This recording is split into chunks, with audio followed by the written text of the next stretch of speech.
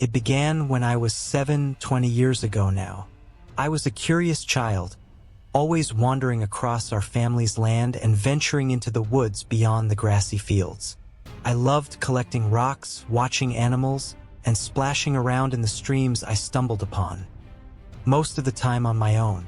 I never felt the need for company and didn't really notice its absence, perhaps because solitude had always been my norm. Our farm was immense, a sprawling expanse that seemed to stretch endlessly in every direction. The countryside was stunning, with golden sunlight highlighting rows of mint-green corn stalks that framed our backyard. My father worked tirelessly, tending to the crops with help from a handful of farmhands, while my mother managed the house and occasionally made trips into town for supplies. Together, they were a solid team, deeply in love with each other and the life they had built.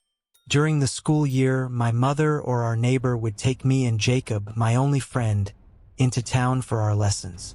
Jacob was my age, and although we were close, I didn't see him often during the summers because his chores kept him busy at his parents' farm, 8 miles down the dusty road from ours. On rare occasions, our families would come together for big country dinners. Jacob and I would devour our meals quickly, eager to run off and play. I had a happy childhood filled with exploration and contentment. I don't recall ever feeling isolated or unhappy for long. The vast land we lived on kept my adventurous spirit satisfied. We lived on a single-lane dirt road, miles away from town and everything else. Behind our ranch-style house were cornfields stretching endlessly to the horizon. As a child, I often worried about losing my way in the towering green maze when I fetched my father for supper. In front of the house lay a wide expanse of flat, open grassland that stretched for dozens of acres before meeting the treeline of a dense forest. Those woods were my playground, and I spent countless summers exploring deeper into their sap-streaked depths. But this story isn't about the woods or the cornfields. It's about a house that appeared in the field across the road from ours. I was 7 when I first saw it. It appeared on a hot June night. The thick heat made it hard to fall asleep, but when I finally drifted off, I didn't sleep for long. Waking up in the middle of the night, my throat dry from the stifling air, I went to get a glass of water. On my way, I glanced out the window and froze. For the first time, I saw it. The house was massive, towering 3 stories high and reaching towards the star-filled sky. It was the largest house I'd ever seen. My little hands gripped the windowsill as I pressed my nose to the glass, staring at the dark green structure with hideous yellow shutters that framed its shadowy windows. It stood directly across the dirt road, only a couple hundred feet from our front porch. It had no porch of its own. Just a single ugly door painted the same yellow as the shutters. I was mesmerized, my mind racing with excitement and curiosity about the new mystery that had appeared overnight. At the time, it didn't occur to me to find it odd or frightening. I accepted it as something remarkable that had happened. I thought about waking my parents to show them, but decided against it. Instead, I fetched my water and went back to bed, my thoughts brimming with ideas about exploring the house. The next morning, I jumped out of bed as the sky glowed faintly with purples and pinks of dawn. I rushed to my window, relieved to see the house still standing there, dark and silent. Bursting with excitement, I raced to the kitchen and almost collided with my dad, eager to share my discovery. Pulling him to the front door, I flung it open and pointed across the road, my bare feet skimming the porch steps. My father stopped in the doorway, scanning the field with a puzzled expression. He glanced at me, worry etched on his face, then back at the empty field. He couldn't see it. I couldn't comprehend why he didn't see the house. It was right there, so vivid and real. Frustration welled up as I tried to convince him, but he dismissed my excitement, urging me to stop being ridiculous and join him in the fields if I had so much energy. My attempts to point it out fell on deaf ears. Even the farmhands who arrived later that morning showed no sign of noticing the house. When I asked Louis, one of the workers who had been with us the longest, he just tousled my hair and joked that seeing me up early was surprising enough. Despite my chores, my thoughts kept returning to the house. Its quiet presence, with 3 stories standing tall amidst the long grass, called to me. I was sure Jacob would believe me. He shared my love of adventure. I resolved to tell him the next time we saw each other. Together, we would explore the mystery. Even though I couldn't see the house from the cornfields, I could sense exactly where it stood, as though its presence was etched into my mind. The sun crept slowly across the sky, hour after laborious hour, until my dad finally announced it was time to wrap up for the day. I walked back to the house beside him, listening as he discussed the next day's plans with the 3 farmhands, reminding them what needed to be done and when to arrive in the morning. We climbed the back porch, where my mom greeted them with cold beers, their faces lighting up with appreciation.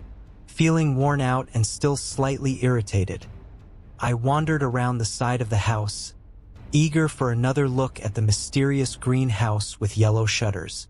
But as I rounded the corner, I froze in disbelief. The house was gone. I rubbed my eyes, certain I was imagining things. When I looked again, the field was still empty. The long grass swayed gently in a warm breeze, whispering like flowing water.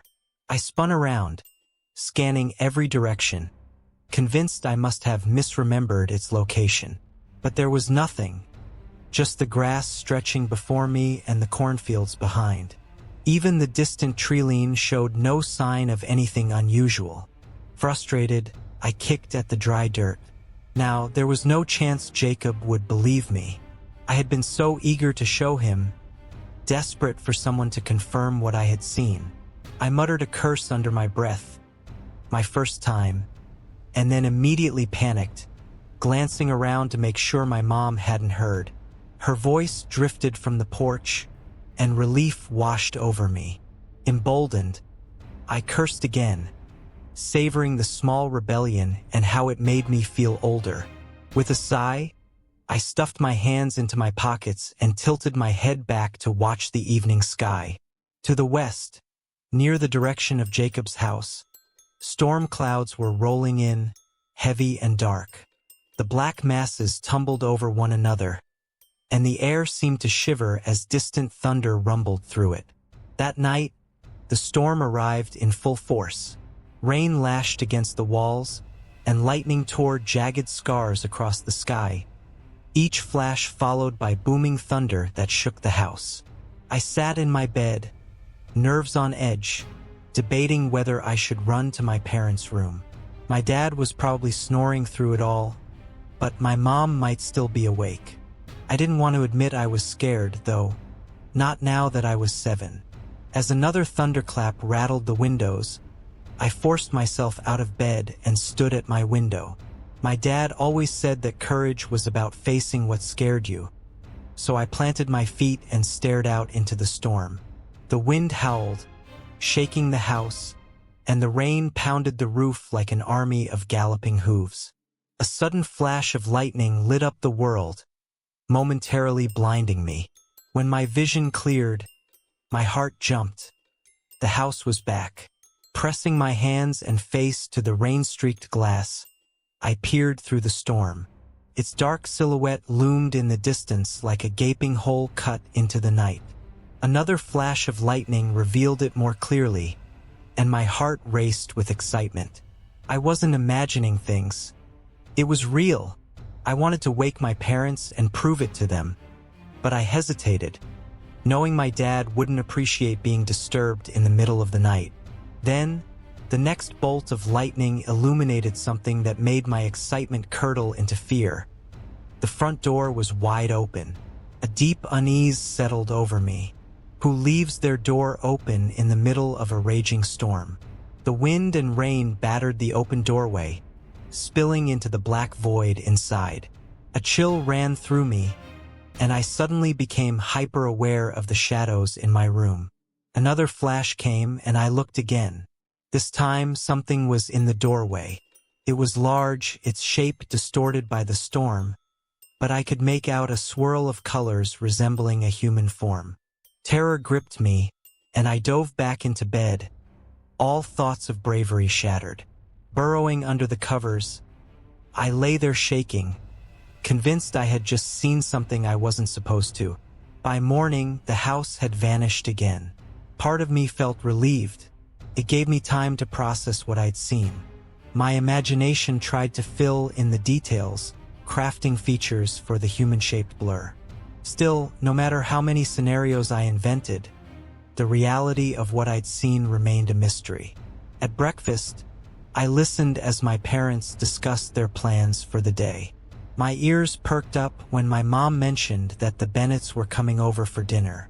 Jacob would finally visit, and I could tell him everything. My earlier fear gave way to excitement, and I scarfed down my pancakes in record time. My dad said he didn't need my help that day, so after clearing the table, I sprinted out the door. With the house gone again, the day felt like any other summer morning, bursting with possibilities. Should I go swimming? Build a fort? Once Jacob arrived, we could even reenact one of our adventures as explorers. Laughing, I raced across the field toward the woods. As I passed the spot where the house had stood, I couldn't help but wonder, what if it reappeared with me standing there? Would I find myself trapped inside it? Or would it throw me high into the air as it materialized?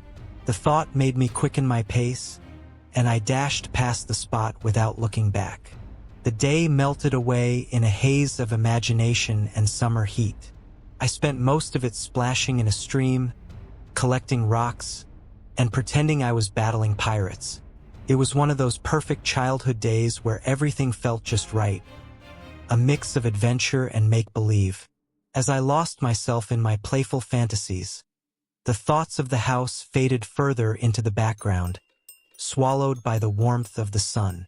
The day reached its scorching peak before slowly beginning to cool, the horizon awash with colors that bled together like melting popsicles. I hadn't realized how late it had gotten until my stomach growled, pulling me from my game.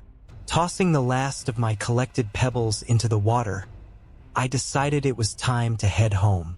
I wondered if Jacob and his parents had arrived yet, my hunger now adding urgency to my steps. I glanced at the sky, trying to judge the time from the fading light. My rumbling stomach told me it had to be time for dinner. Emerging from the treeline, I prepared to sprint the rest of the way home, but stopped in my tracks. The house was back, but something was different. This time it was facing me. A cold unease crawled up my legs as I stared at it. It wasn't supposed to be like this. It had always faced my house before. Swallowing hard, I realized the greenhouse now blocked my view of my own home. My eyes scanned its dark, empty windows, searching for movement or any sign of the figure I'd seen during the storm. But nothing stirred. It stood completely still. I decided to walk around it, keeping a wide berth and never letting my eyes leave the front door. With every step, I braced myself, half expecting the door to fly open and something monstrous to burst out. But the door remained shut, and the house stayed silent. Once I reached the halfway point, I made a run for it, my legs churning through the knee-high grass as I focused on the safety of my front porch. I refused to look back, afraid of what I might see. Breathing heavily, I scrambled up the steps, pulling in gulps of cool evening air. When I finally turned to look, my heart nearly stopped. The house had shifted again, now facing mine once more. It felt alive, watching me like a predator. My pulse pounded as I stared, waiting for something, anything to happen. I didn't know what the house wanted, but I couldn't shake the growing sense that it was dangerous. Shaking off the feeling, I turned and went inside, where the warm, savory aroma of dinner greeted me. The air was filled with the comforting sounds of laughter and conversation drifting from the kitchen. My mom smiled at me from the stove, teasing that I'd kept Jacob waiting. I muttered a quick hello to his parents, who returned my greeting with friendly smiles before resuming their talk with my parents. I made my way to the bathroom to wash up, Jacob following close behind and chattering excitedly about a fort he was building in the woods near his house. I shared my day's adventures, and we quickly began planning future sleepovers, hoping tonight would be one of them. As I dried my hands, I asked Jacob if he had noticed anything unusual on his way over. He looked puzzled, so I led him down the hall to the front door. Opening it, I pointed to the greenhouse with its yellow shutters, my voice hesitant as I asked if he could see it. He laughed, clapping me on the back, and said, "Of course he could." Relief swept over me. Finally, someone else could see it. Stepping onto the porch together, I started recounting my strange encounters with the house. Jacob's eyes widened, and a grin spread across his face as he listened. The more I told him, the more his excitement grew. He asked if I had explored it yet or tried to find a way inside. I shook my head quickly, explaining the fear it radiated. I told him something was wrong with the house, that my parents couldn't see it, and that during the storm, something inside had been watching me.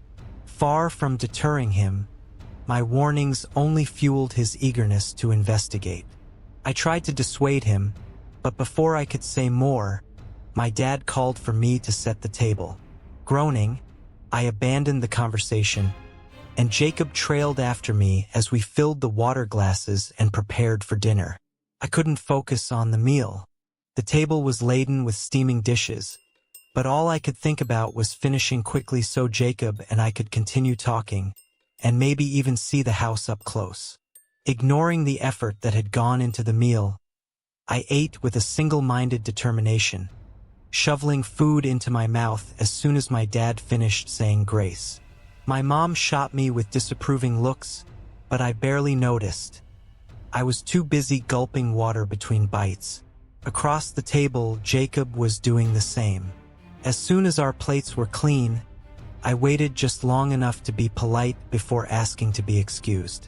My dad waved us off, commenting on my terrible table manners, but I barely heard him.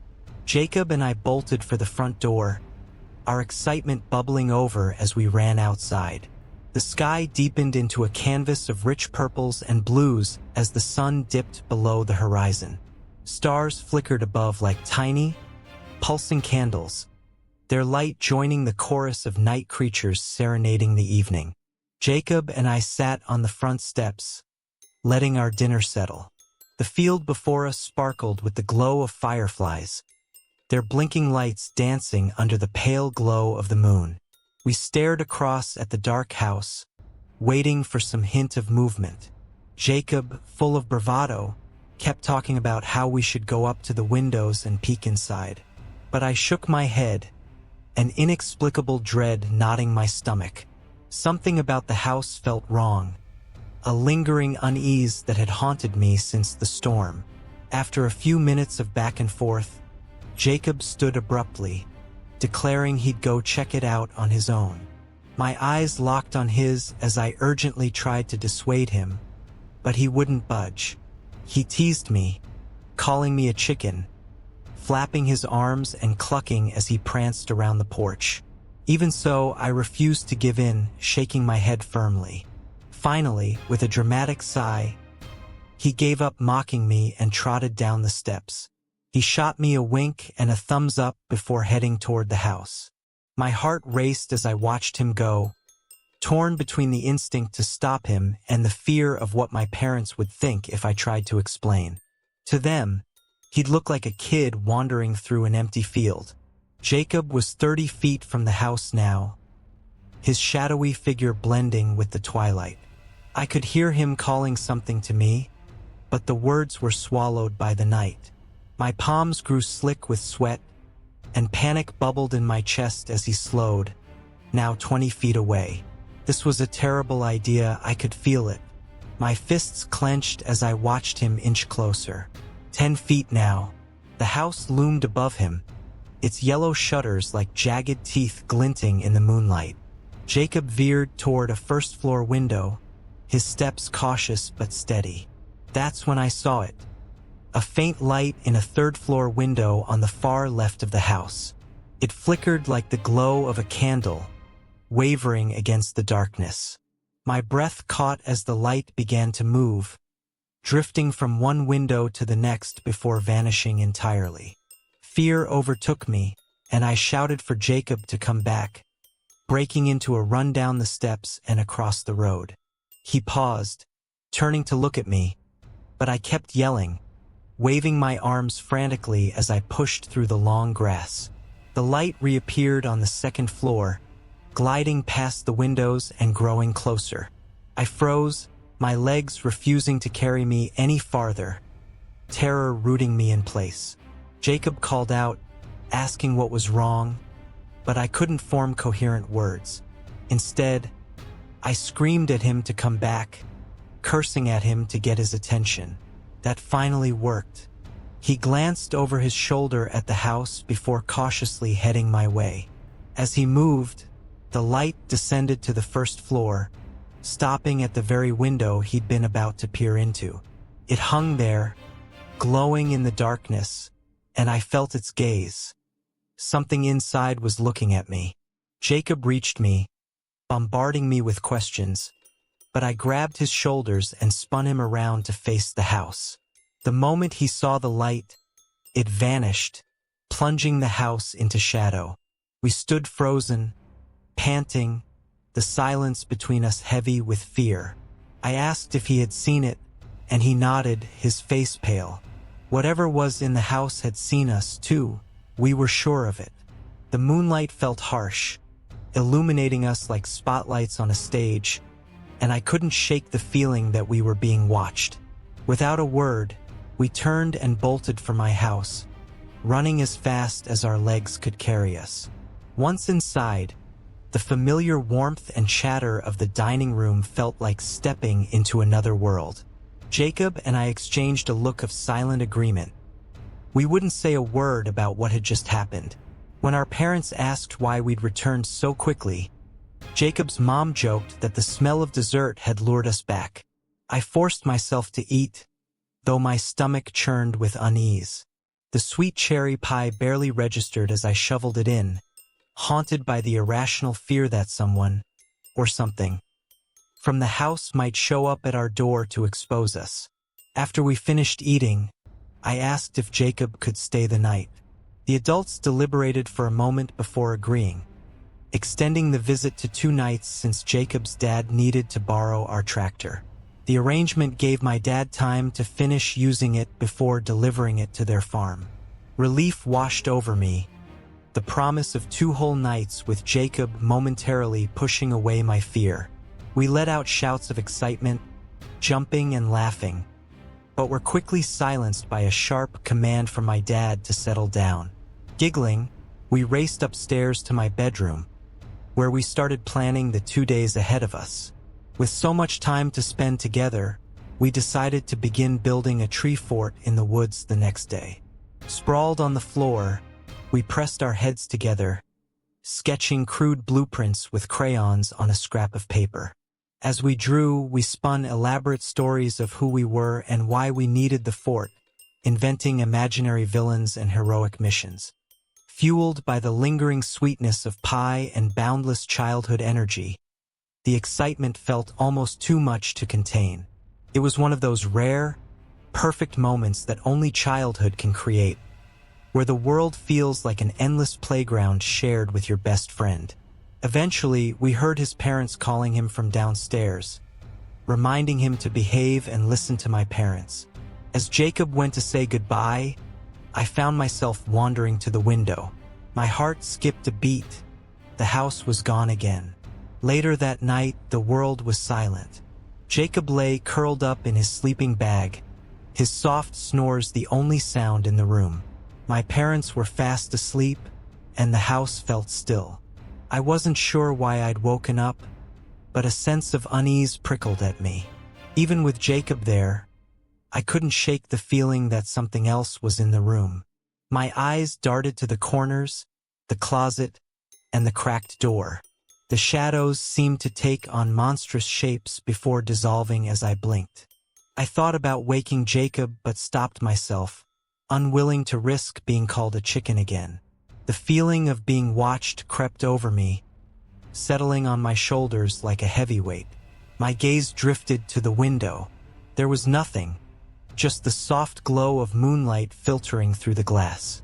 No eyes, no faces, no flickering candlelight. But the thought of the house sent a shiver racing down my spine, and dread bubbled up inside me. I didn't want to think about it, not in the dark, not in the silence. Still, an invisible pull urged me toward the window, drawing me closer despite my instincts. I tried to resist, but I knew I wouldn't be able to sleep until I looked. Carefully, I slipped out of bed, avoiding Jacob's sleeping form. Each step toward the window felt heavier than the last, my mind screaming at me to turn back. "Don't look, don't look, don't look." The words repeated like a chant in my head, but my feet kept moving. Finally, I reached the window and forced myself to peer outside. My breath hitched, and I clapped my hands over my mouth to stifle a scream. My heart pounded wildly, fear clawing at my chest. The house had returned, standing in its usual spot, dark and silent. But something enormous loomed behind it. A massive figure peeked over the roof, its head spanning nearly the entire length of the house. Its eyes, huge and almost human, gleamed with an unnatural, feverish excitement. Two enormous hands gripped the roof like a child peeking over a table, the long fingers shifting slightly as they pressed against the shingles. The creature's body was so dark it seemed to swallow the light, its blackness sharp and almost painful to look at. Two glowing white eyes pierced through the darkness, their crimson irises burning with an eerie, practically neon brightness. Just above the peak of the roof, its mouth came into view. The grin was wide and unnatural, its gleaming square teeth stark against the inky black of its face. The teeth radiated a harsh, almost otherworldly light, highlighting the shadowy mass surrounding them. Frozen in place, I locked eyes with the thing, its gaze drilling into me as its grin stretched wider. The world seemed to dissolve around me, leaving only its burning stare and hideous smile. I waited for it to move, to attack, to do something, but it didn't. It simply watched, its fingers twitching occasionally as though it, too, was waiting. My fear peaked when I heard my name whispered from the crack in my bedroom door. Whipping around, my heart lodged in my throat. I saw an impossibly large eye peering through the gap. Below it, a grinning mouth curved upward, framed by a black, clawed hand gripping the doorframe. I dove into my bed, burying myself under the covers, trembling and crying. The door creaked open, and I heard Jacob stirring. Peeking out from my cocoon of blankets, I saw it standing in the doorway. The figure was tall and humanoid, its swirling, ever-changing skin a liquid mix of shadowy colors. Its face rippled with the same shifting texture, an enormous eye and twisted grin fading in and out of view. Then it spoke. Its voice was a discordant symphony, layered and distorted as though dozens of voices spoke at once through rushing water. "Come with us." Paralyzed with terror, I shrank deeper into the sheets, my throat too tight to scream. I heard movement, a dragging sound followed by a dull thud, and my entire body tensed.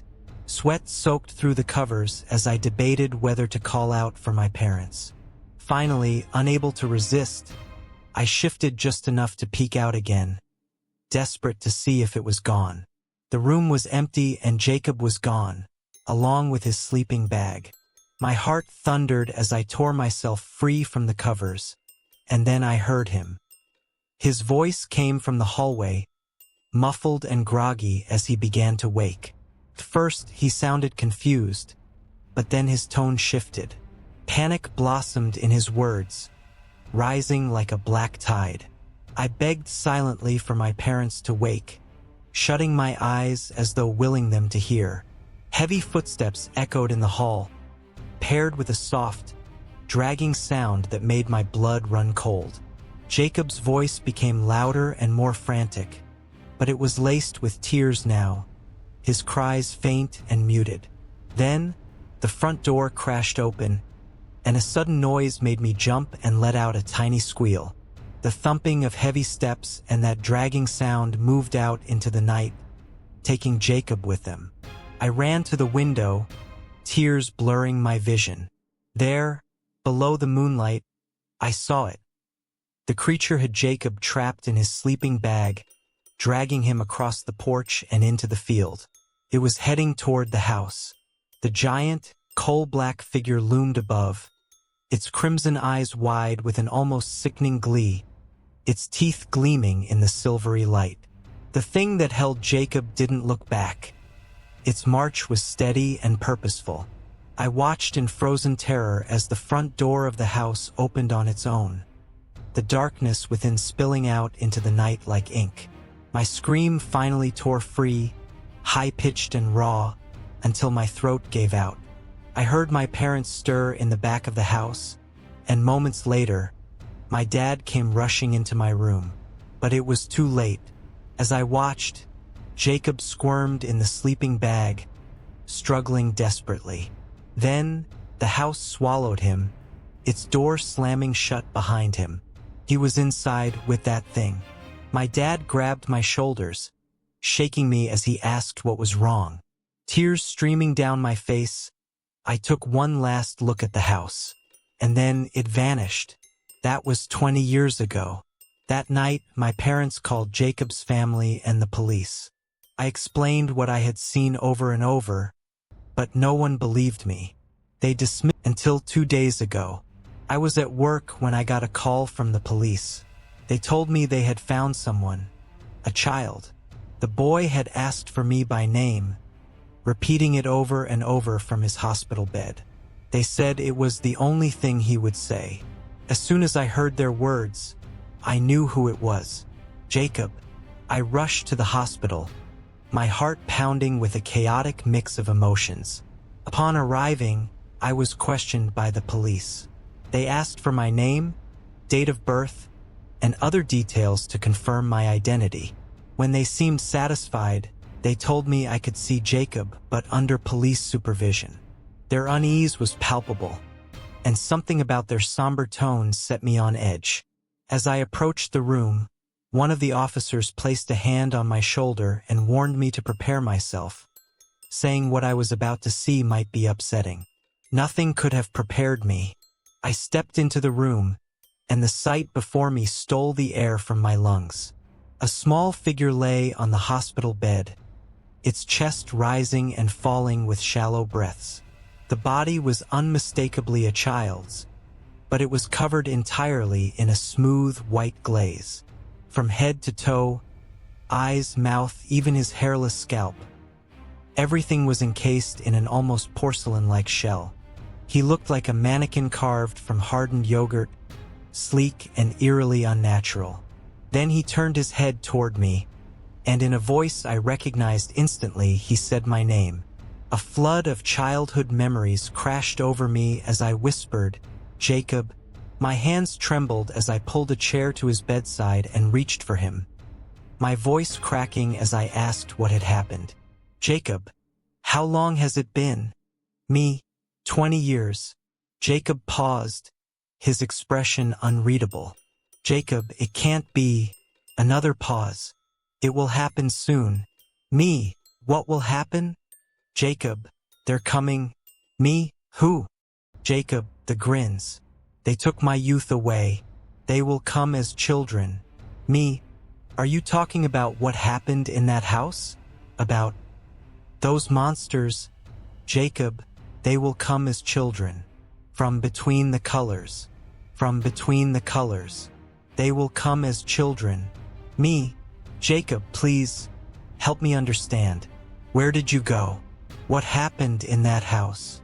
Jacob's voice trembled as he replied, They took me between the colors. They stole my years, stole so many children's years. There are so many houses, so many children. They're ready. They will come now as children. Me. Who is coming? Jacob. The grins. Me. What are the grins? Is it that thing we saw in the house? Jacob's voice grew frantic. They will walk among us, waiting until they've grown, waiting to reveal themselves. The darkness, red eyes, such red eyes. They will come as children, and we will see them smile. We will watch them grow. The grins, they will eat everything. They will devour the world. Jacob's body began to convulse, his words dissolving into choked gasps. Nurses rushed into the room as I was ushered out. The police informed me I'd have to leave for the day and that someone would come by later to ask me more questions. Jacob died that night. I'll never know what happened to him in that house or where he was taken. But I know it was real. The coal-black figure, the crimson eyes, the monstrous grin. It was all real. And Jacob's final words haunt me with their conviction. They're ready. They will come as children. Driving home, I reached for my phone and called my wife. I needed to know what our son was doing.